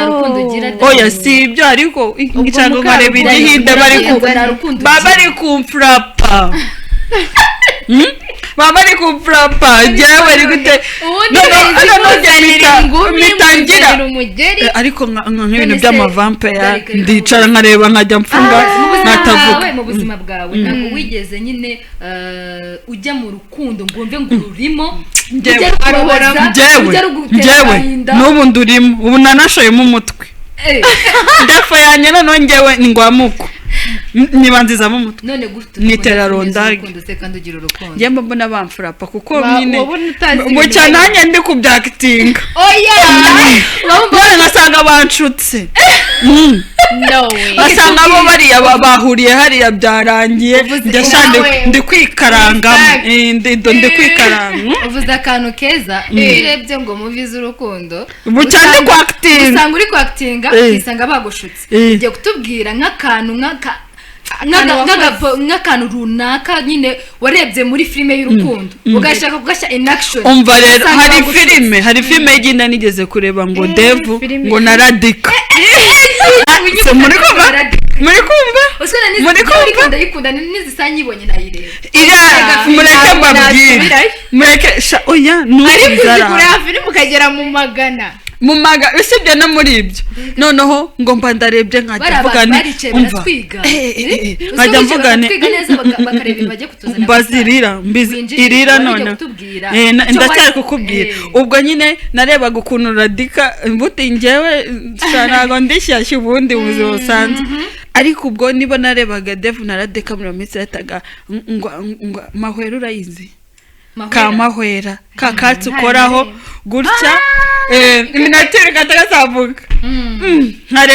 nkata ndeba ukuntu Radika ari kwitwara kuri Devu bamutesheje umutwe bamugize iki kandi ubwo iwacu bari kukubwira ati ibintu by'abasore bubiretse ankata mwata nareba Radika ukuntu yacengeye n'ibibindi agiye kuvoma katagura Devu ni nanjye ndacengera ndacengera mu miyenzi no ndajya kureba umukunzi nkataba kanditura nasurumva bitabaga binshuka binyongoza ariko ira filime oya mujye mumenya aho mugarukira nyine birakongoza ubundi nurumva nk'umubyeyi oya kubera cyo kurwanita ukuntu nta kintu na kimwe kurwana muzimpamvu se itanyongoza izo mbaraga ndazifite ira filime ya Radika na Devu ubundi ibitubwira ukuntu wakora buri kimwe cyose kumukunze ibyo rero nibyo bishukana namwe mukajyayo singiyemo njyewe ukudebu ku oya njye noneho mbanza mu mutwe kubera ko no kujya no gushyiramo akaguru basi banziraho noneho ukuntu kungarura biba bigoranye rondage wewe ndankubita mu mutwe nkavuga ati ndagukunda ivumbi ritomuke ndagukunda bamfunge uri kumva ari indirimbo niba n'umunyakera ngo stop police fire ndayikunda indirimbo ya noneho ubwo mitavuga ati ubu nanjye n'ubu ninshaka ndibuze ko polisi umva umuntu burumagarike nigiriyemo so rero ibintu by'inkunda ukuntu mbaranga kubyinjiramo cyane ubundi ndari ukuntu umuntu ahunga ikintu atari uko acyanze ahubwo amafuti n'ubugoryi nta kintu cyo vuga ryarakora uri muri relationship ihakanye waba wigize ubwo rero no mpamvu njya kure niwe waririnze ngo inana ubihakanye waba wigize inana waba wigize inana ariko kuri kamera nabijyamo in deep kuko no kuruvuga ubwaryo kuvuga urukundo ubwabyo kubivuga cyane cyane kadukomeze na filime tugeze kuri filime ya Heart of the Beast izasohoka ku itariki 25 z'Ukwakenda uzanyandika itariki uzajya unyibutsa umbwira ati harabura iminsi ntabwo nakanga ndi umuntu wibuka cyane umva uzajya unyibutse kabisa dukomeje wari uvuze ngo ukunda amavampire ariko we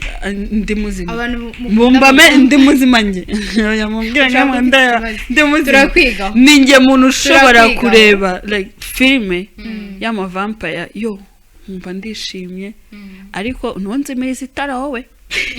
ureka amatara ze mu nzu yake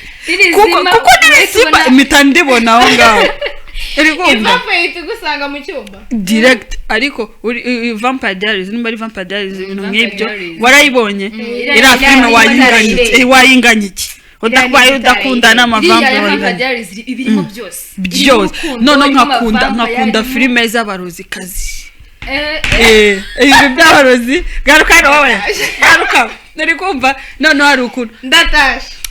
hari movie Rocky agitangira gusobanura yasobanura bita Once Upon a Time yo ira filime wayingarura n'ubu ngubu nshaka mareba ye babo babungire neza naho ubundi njyewe rwose udaca mu bikuta abo Nigeria nibo babikabye nibo banyica ukatona ce mu gikuta gupyo ariko n'ubundi bavuga ko uretse no kuvuga ngo ni filime z'Abanigeria ngo baranakaza ngo niba ngo barebaho rikaka ubu uravuze ngo sinzikundira umunayigeriya ngo atazankubita juju abo nkagacutisha bose ariko ngo zirambaraga zo muri filime niza no mu hari ikindi kiri behind oya ntabwo nabihamye 100% kuko sinahuye nazo ariko rwose bavuga ko Nigeria nyine barebaho rikaka kabisa ubu ko ndashaka kuzajya niba barebaho hari ibyo nshaka kuzikorera oya sekandi ngo barozi ngo no gusenga ngo muri Nigeria ngo barajya kukurageca ukajya mu kanisa bakata bifailing darisi ibintu by'amarozi atangiye kuzana nkaroga mugani wa Berta kajya bagihirishwa yaganira gutwara wari kutubwira izasohoka ngo kuri zingahe tubanze tujye kuri interview with Vampire season ya gatatu izasohoka ku itariki zirindwi. mvugira ngo Clark it. yatangiye gusohoka ku itariki 7 tayari hagenda hasohoka ngo episode imwe imwe. tayari episode ya mbere iri hanze. ubwo ndihe kutambwiye kutamcharinga. Daisy waracikanwe isohoka rimwe mu cyumweru. Isohoka rimwe mu cyumweru ubwo indi episode izasohoka ku itariki 14 gutyo nyine hagenda hasohoka icyumweru hasohoka ashaka gusohoka episode 7 cyangwa 8 ntabwo biramenyekana neza ariko ni hagati aho ngaho. hari indi filime mbona ishobora kuba nayo iri action yitwa ngo Agent Kim Reactivated. ni action. iyi filime ko numva nyisabwa n'umuriro izasohoka ngo ku itariki 26 z'ukunguko kwa gatandatu. nejo bundi episode 10 zizasohokera icyarimwe. abantu mukunda ya Korea mugira gutya mujye muvuga ati twongeye twibutswe ukirebana ni no harimo ba legende gusa tubona uriya mukobwa ni umusitari. harimo ba legende filime zose akina ziba ari nziza. uyu nguyu uri ubwo urebeye aho twica ari ibumoso yabo noneho uriya mukobwa hari filime yakinnye isubu bayita ngo ikira ariko abashwanyaguza ahantu hose. isi ko mbona ajya gusa nka Jackie Chan. uhagaze hejuru hariya hejuru wambaye marinete buriya wasanga ari kirishe wakoze na Jackie Chan ukuntu ariko bajya basa. ariko hari abantu bavuga ngo abanyaziya bose barasa ariko ngiye sinjya mbibona sinzi impamvu. wese buriya washobora kubatandukanya buriya mbazanya ari 5 bakakubwira amazina ubundi bakagenda bakuzanira ubundi ngiye mwijya kure muri rusange umuzungu mba numva abazungu bose basa fako badasana ako abanyekorea n'abashinwa bo nibo basa mbona naraze ngo uyu no munyekorea cyane umushinwa. Ko ngiye nshaka kubona umushinwa nkahita mbona ko ari umushinwa. Nge rero buri wo hasi wabona ari umuki ngaho umushinwa umuzanye wabo ngaho Jackie Chan no erega jewe sinzi impamvu buriya intuza sinema y'abanyamerika ntabwo nyikunda cyane nk'iy'abanyaziya. ahubwo ari movie yitwa ngo nimba ari The Oval. iyo movie muzayishake mirebe ni y'abanyamerika ni perezida uba warigeza cash. iyo filime ye baba we none nkunda zira filime z'aba Black American ahantu hanje mu gace kanje kurusha ahandi hose. noneho umva ibirenze kuko ndabona tugiye muri filime zarangira twebwe turi kuzikina none twabaye ba actor. ubu nabaye na main character ndimo neza. tubanze tubabwire filime zasohotse nizigiye guzasohoka abantu birebera. hari filime binging ababyeyi cyane ababyeyi n'abanyeshuri. iyi filime ni iyanyu murayisabwa. yarasohotse irimo ubutumwa bukomeye cyane yitwa Teach You a Lesson. ifite episode 10 tayari yo iri hanze. ejo nibwo narebye episode ya nyuma nahise mvuga ati wow ubundi iki nicyo dusabwa nta nyine irimo ubutumwa bwihariye. hari ukuntu natwe twese twarize turabizi hari ukuntu uba ufite umubyeyi ushaka kumubwira ikintu icyo wamubwire ni icyo umwarimu yaza akongeraho ikindi reka ntashaka kucyumva cyangwa se ukaba ufite wa mubyeyi ikintu cyose wavuga umwarimu yavuze ugasanga atangiye no kubaza se urumva umwarimu yakubeshyera iki kugira ngo umwarimu akubeshyere nyamara ugasanga wa mwana kuko yavugisha gukuri cyangwa se ugasanga wa mwarimu wavugaga ati reka ibisi ndi kubyumva avugisha ukuri cyangwa se ugasanga hari ababyeyi avuga ati ngiye umwana wanjye ndamuzi neza usanga atangiye kubwira mwarimu ati umwana wanjye ntukajye umubwira ngo akore iki umwana wanjye agomba gukora iki hari ajya akora icyo ashaka ariko birabintu hari episode ya 5 muri iyi seri ishingiye ku nkuru ya nyayo y'umwarimu wiyahuye kubera ibyo bintu kubera ko umubyeyi yamuhozaga ku nkeke agatangira kumubwira ati umwana wanjye ntujye umubwira ngo akore iki ujye umubwira akore iki umwari atangira kujya amuhamagara kuri telefone ye bwite, atangira kujya amusitoka kuri social media ziwe. Ibyo byabereye ku nkeke mu gihugu cya Korea n'ubundi niho byabereye. Byabereye muri Korea. Uwo mwarimu bivuga ko yari afite imyaka 24. Kubera iyi episode nyine abantu batangiye kubigarura batangiye gusura umuryango we bawihanganisha ibintu nk'ibyo. Irimo ubutumwa sometimes ari igihe abantu bandika movies cyangwa bazikira ari inkuru mama z'ubuzima bwacu bwa buri munsi. Iyi serie uyirebye uhita ubona ko ari reality, uhita ubona ko ibi bintu koko ni ibintu biba mu buzima busanzwe, ahubwo nyine nashishikariza abantu kujya kuyireba. Mujye kuyireba, ongera ubibutse ngo bayita Teach You a Lesson. Ifite episode 10 tayari iri hanze. Dukomeje na film na movies ziri gusohoka nizasohotse. Hari yasohotse uyu munsi yitwa The Disclosure Day. Yasohotse ku itariki 12. Abantu bakunda ibintu ama aliens nibyo birimo nibyo birimo iyo ni byawe. Betty akunda Betty we twareba na filime ngenda buriya je nago ngira ubwoba ndi kureba amavampa nago niyo nazi ngewe ntareba amahora movie. ubwo utarebye hora movie wareba iki muri ababyita gukomeza umutima. Uwo mutima wanjye tuza nakarabo kiroze ntabwo ushaka kumva byita gukomeza umutima. Wari ukiri kutubwira kuri iyo filime yindi yasohotse uyu munsi, abantu mujye kuyireba. nizo filime twari tubafitiye.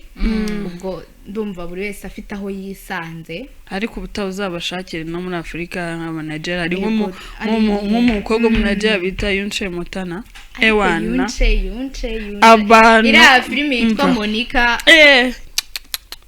abego kanage ntangire iriya yavugisha abantu uzi abantu bayirebye abantu bagafata mu video bayikurira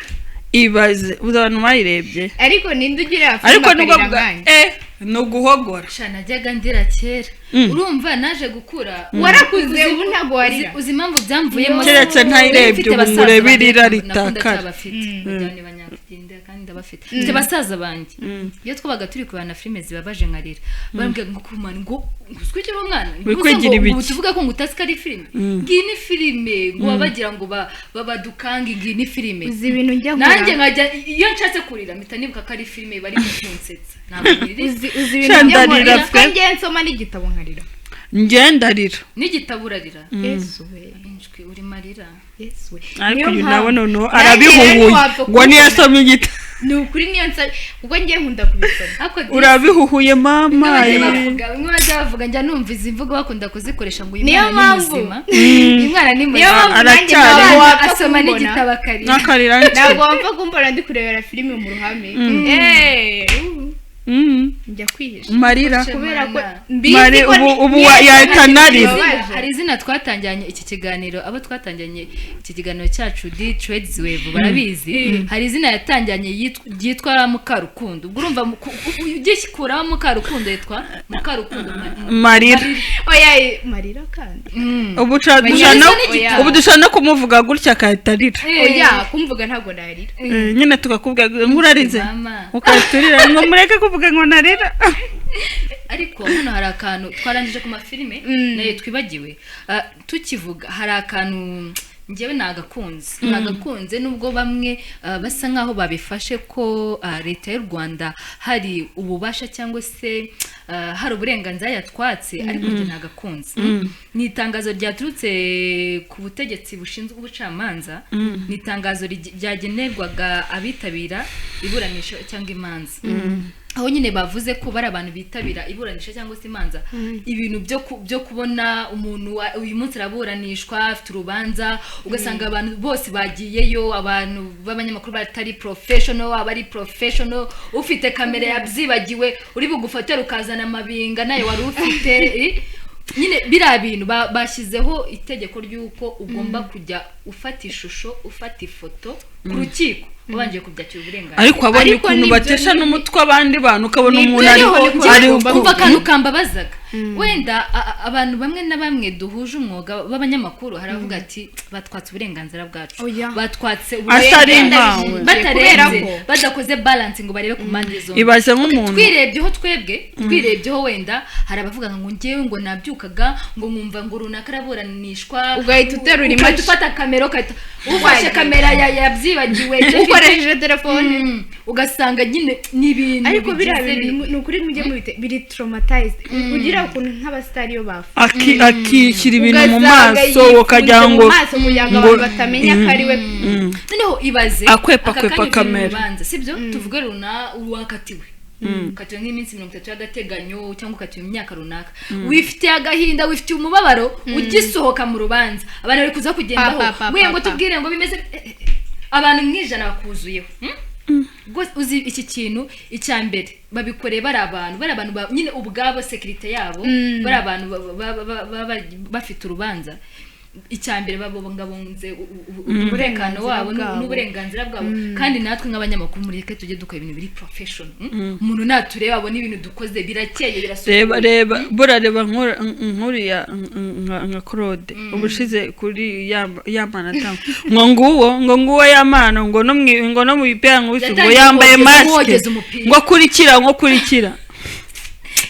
ukibaza akurikije ari wowe wifite stress z'ukuntu rubanza murakubwa ngo kurikira iyo modoka ngo mukurikire ngo dore nguwo ngo no wambaye ikimaske mu maso tumeze nkaho twabaye abastoka ntabwo nyine abanyamakuru ako kantu niko nge nagakunze abantu bashaka kujya gutara cyangwa se bashaka gufata amashusho amafoto babisabira uburenganzira kandi nibazabona uwabikoze binyanyurwa n'amategeko bajye bamuhana bihanishije mbere byari ibintu bisanzwe nyine ubona abantu bamwe na bamwe bagiye kutuzana amakuru yahabereye urubanza ariko byari bigeze naho umuntu yumva ko niba ari babitarya ngo aba content creator akora YouTube ubyuka fako yumvishe ngo runaka afite urubanza kwita afata agatelefone ngo bigishyushye da agakamera kiwe atitaye kamera ziwe se ziraza zinafite zimeze neza nago zibuse nago babyitaye kandi aribo babashakira inkuru kuza yasebe ati yanarize buriya abanyamakuru bafata handi intege nke zawe akarizo bashyira ku karubanda ntago ashaka kukureba ikintu kiza niyo yabiyo foto yifashe neza ajya gushaka foto bagufashe nabi akoresha inkuru oya bira bintu byabangamiraga rwose abantu baburanishwa byabangamiraga cyane umva ko kantu ni sawa uburyo byakorwagamo barisebyaga nyine hari igihe wabonaga nk'inkuru ugahita uvuga ati hasi babandise kugira ibyo babonye batazi ibyapfuye n'ibiriho ugasanga umuntu abuze amakuru ya nyayo y'ukuri ugasanga kuri YouTube bashyizeho ku muntu nyine ufite nuza yiwe channel yiwe yashyizeho ugasanga umuntu yaburanye urubanza rumwe ibintu yaburanye mu rubanza ni bimwe ugasanga ibintu bivugwa muri izo nkuru zose zafashwe ni ibintu bitandukanye ubundi hari ukuntu abanyarwanda bajya bakunda kugatisha hari abantu babari inkuru ugasanga ikintu kizima kirimo n'izina ryabo gusa ibindi ari ibinyoma biriya bintu nge nabikunze kabisa nanjye buriya ahubwo bazabona cyaracara bakavuga bati bazamukubita ipingu nawe agendemo hariya uzi umuntu ukuza amahoro ibaze hariya ku rukiko rwa Kicukiro hari utuntu tumeze nk'utubuye udukandagiramo nyine mpamvu udakandagiye neza ngaho ibaze umuntu ari gucika abanyamakuru na kamera akabatsikiye hariya acitse umutima ubwabye nyine wumva nateye control hari abantu bakunda ibintu byabo biri privacy arimo ararwana no kugukwepa ari gutaragurika ayo makuru y'ukuntu byagiye ariko amakuru meza mu gihe cyiza ntabwo leta y'u Rwanda ntabwo yatubuje gufata amakuru aho ujya mu byakira uburenganzira uvuga n'ababikora badukora kinyamwuga ati aya mashusho ngiye gufata aremewe aranizewe ari butanga amakuru yizewe pana kujya gukora inkuru ku muntu nubwo wenda ari gukekwa cyangwa se ari kuregwaho cyangwa ari gushinzwa ugasanga ugiye uramubambye nawe umuciriye urubanza birarangira kandi ntabwo ari byiza ntabwo ari ibintu byiza rwose aha tugana ku musozo rero ko numva iki kiganiro tutagisoza inkuru zabaye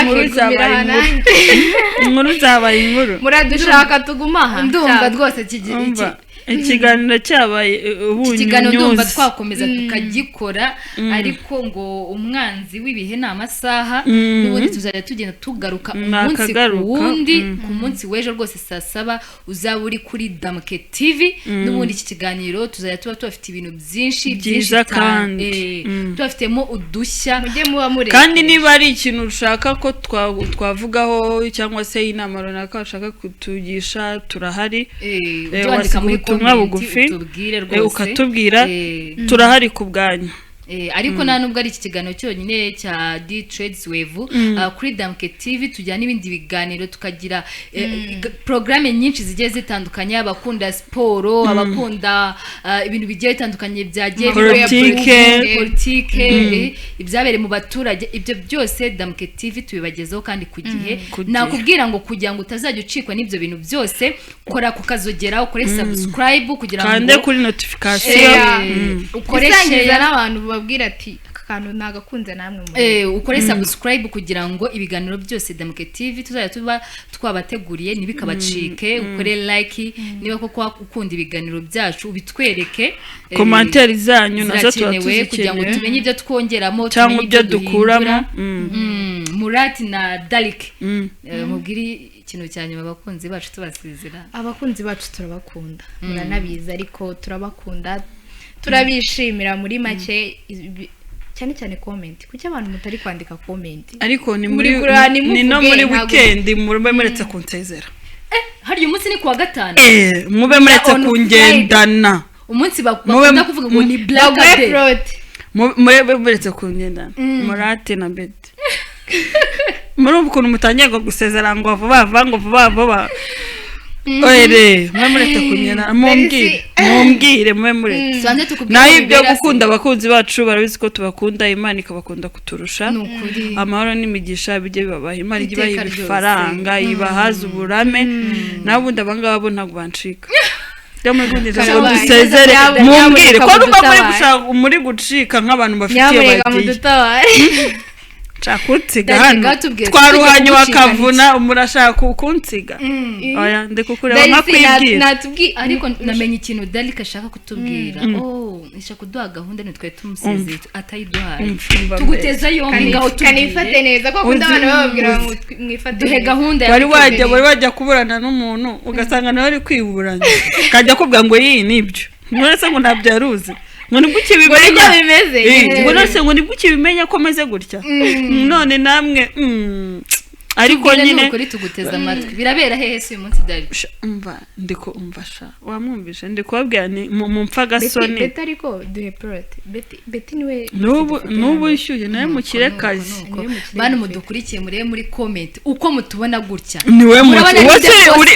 uririrwa uvuga se mu bose kazi oya ubaka kanya abantu badukurikiye muri aka kanya niyo bari buze kutubwira uko bimeze uko muturya turi batatu mutubwira umuntu ukwiye guhundi plot cyangwa se njye nibabishyira muri commentaire umuntu niwe uzatujyana umva n'usatu kandi mutubabarira muturebe tubibona kimwe kandi urubanza urubanza mutubabare muze kuruca neza mutabereye mutari imboga umuga n'abandi ni murye dodo ni muce mu gikari ngo Betty ngo nkwandike ngo mubwiye ngo oya ariko barabireba ko Dalike nese okay natwe twese reka tuvuga amazina yacu ku muntu wenda ushaka kuba agiyeho nona cyangwa se utatwibuka neza ubwo undi Darcy Murad na Murad ujye muri comment ubwo Murad bakuvuga nago nzahumeka nta nubwo nzatuma winjira nawe tutuje nzajya avuga ni Murad ntuncike reka batubwire kandi nimubere nibabere mutubabare mu bitubwira uko bimeze kandi nimugashukwe n'ibintu mubona mutekereza mutekereze ubwo bibona siko biri utangiye gushyira komantere nyine ndikuvuga ntibagashukwe ndikuvuga ntibagashukwe kutangiye kwitereka amababa nimushukwe oya nta kiribuze kubashuka baraza kutureba nyine bavuga ati uyu muntu rwose abatema okay ngaho tubasezera Derek wabwira icyo abakunzi bacu icyo nabwira abakunzi ba Damuke TV nuko buri munsi cyangwa se buri saha hari ibintu byiza ujye ukomeza amaso yawe yahanze kuri Damuke TV ubundi naho twebwe ikiganiro nakagaruka tuba turi n'amagezi gutya dushyushyemo energy nyine nta umva nta bad energy ziba ziri ahangaha so Derek na Murat mwakoze cyane kubana natwe mu kiganiro cya D-Trades Wave byari byiza cyane numvaga nabahorana rwose kuri microphone za Damuke TV ariko nakagaruka nahejo saa 7 mwakoze cyane reka tujye twitekerezaho sawa sawa amahoro y'Imana bane namwe